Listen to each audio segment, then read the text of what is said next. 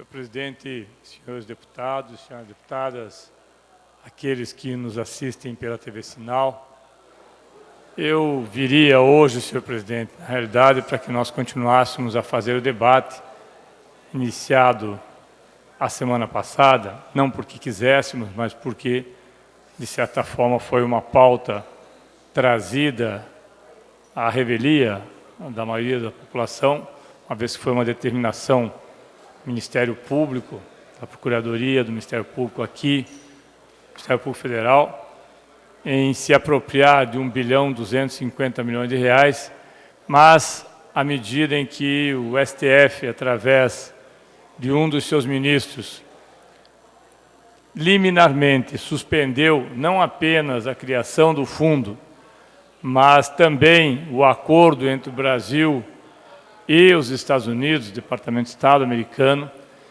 que nós, delegado Recalcati, ficaríamos obrigados, a Petrobras ficaria obrigada, por esse acordo, a fornecer todas as informações sigilosas, todas as patentes desenvolvidas ao longo das décadas. Nós entendíamos naquele momento, e continuamos pensando assim, que era preciso que tivesse uma ação popular, deverá acontecer, mas este tema, em função da liminar dada pelo ministro Alexandre de Moraes, eu acho que vai ficar aguardando os próximos desdobramentos. E eu não vou entrar no mérito aqui, até porque nós tínhamos, soldado Fruit, alguns dados que nós íamos trazer, inclusive com valor, Vossa Excelência, que é sempre defensor de servidores públicos, o valor que renderia essa fundação é uma coisa impressionante. Até o dia de hoje, 48 dias, são 67 milhões de reais. É uma média de 223 mil reais por dia, ou 9.670 reais por hora, o rendimento que o senhor Deltan Dallagnol, através da fundação, pretende que essa fundação tenha. Uma coisa absolutamente fora de qualquer propósito. Mas esse é um tema que nós voltaremos a debater aqui, porque entendemos que ele é necessário, prudente e preciso. O que eu quero hoje, senhor presidente, e nós falamos em nome da oposição, porque fizemos audiência pública na parte da manhã, estiveram os deputados estaduais, deputados federais, o deputado Boca Aberta esteve conosco, outros deputados estaduais também estiveram presentes, seu filho esteve conosco também, o deputado Boca Aberta aqui, Júnior, mas o ex-senador Roberto Requião, a ex-senadora Gleisi Hoffmann, num debate que se fez sobre o projeto, a emenda constitucional da Previdência, e que, a nosso ver, ela não é só uma emenda, não é uma questão fiscal apenas, ela é a destruição de todo o patrimônio civilizacional que a Constituição de 88 possibilitou que tivesse. Nós levamos, deputado Requião, 400 anos para termos condições de dizer ao produtor rural, aquele que é agricultor pobre, que ele teria direito a uma aposentadoria. Nós levamos mais de 4 séculos para colocarmos na Constituição e por obrigação, obviamente, para todas as mulheres, o direito de se aposentarem. Nós levamos mais de 400 anos para dizermos que é, sim, um direito das pessoas terem a sua aposentadoria regulada e equiparada, e todas as vezes que houver um reajuste do salário mínimo, que seja reajustada também para que não perca o percentual inflacionário. Nós, senhor presidente, levamos muito tempo para termos uma Constituição que falasse sobre benefício de prestação continuada, que permite a pessoas que, por alguma desgraça, não tenham condições de prover o seu sustento, que a Previdência, através de um salário mínimo, possa fazê-lo. Isso se chama um embate civilizacional. Nós entendemos que toda a população brasileira tem o direito de, ao não poder mais ter capacidade laboral, receber uma pequena, mínima contribuição de todos aqueles que podem trabalhar para que ela possa sustentar. É assim que nós entendemos que foi constituída a Seguridade Social.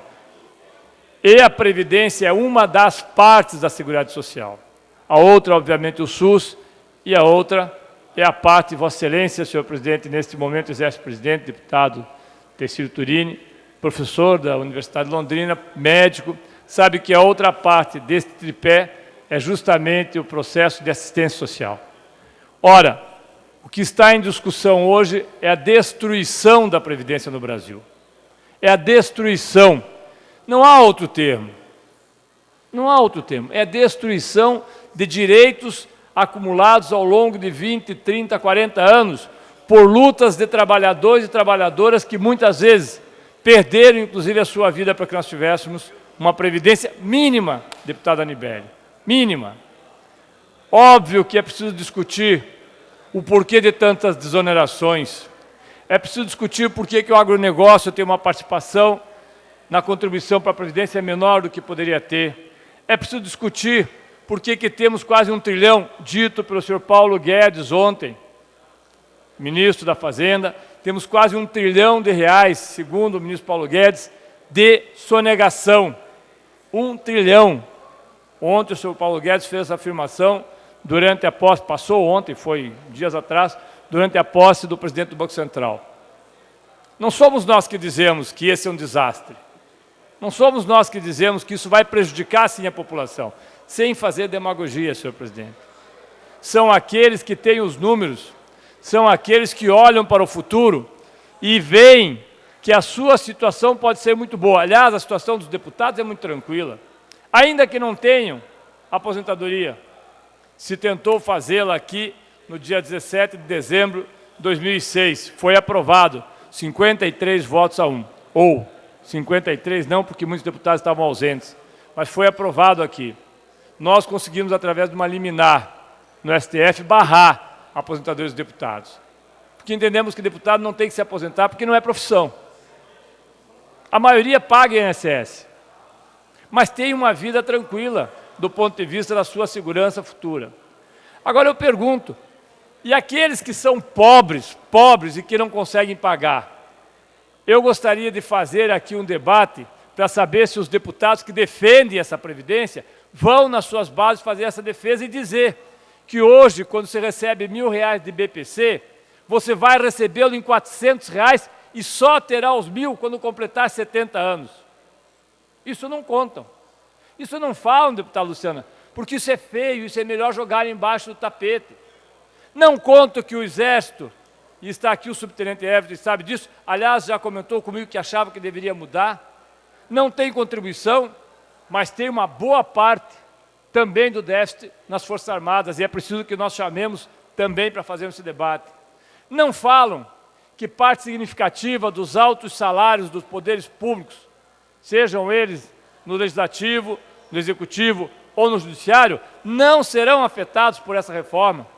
Desembargadores, juízes, promotores, servidores do Tribunal de Contas, servidores do Judiciário, servidores do Congresso Nacional, em alguns casos de assembleias legislativas, de câmaras de vereadores, não serão atingidos.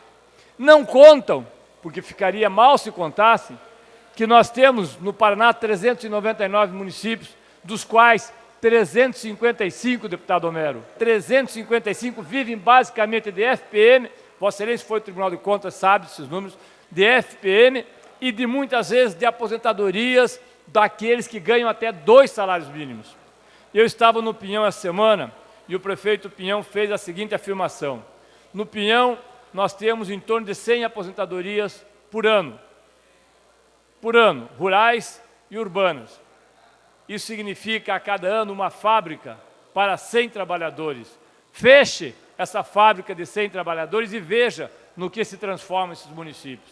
É isso que propõe a reforma do senhor Jair Bolsonaro, a destruição de todas as conquistas sociais que foram obtidas ao longo de décadas e que para alguns parece não fazer diferença. Para a sua família não faz diferença, até porque alguns têm a sua família no serviço público muito bem colocado. Então não faz diferença ganhar 5 mil, 10 mil, o filho, a mãe, o pai, o tio, o sobrinho, a prima. Não faz diferença, o Estado vai provê-los. Agora, para aquele que é pobre, que não tem ninguém para olhar por ele, esse sim, deputado Anibele, será o prejudicado. E é por isso, senhor presidente.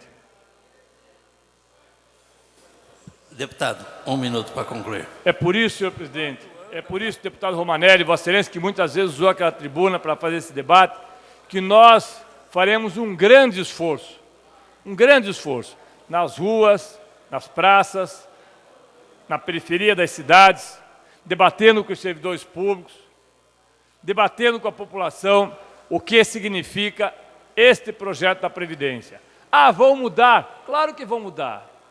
Claro que vão mudar, porque o centro não é você fazer A, B ou C ganhar mais ou menos. O centro é você tirar milhões de pessoas que hoje poderiam receber a aposentadoria e colocar na miséria ou correr atrás de bancos.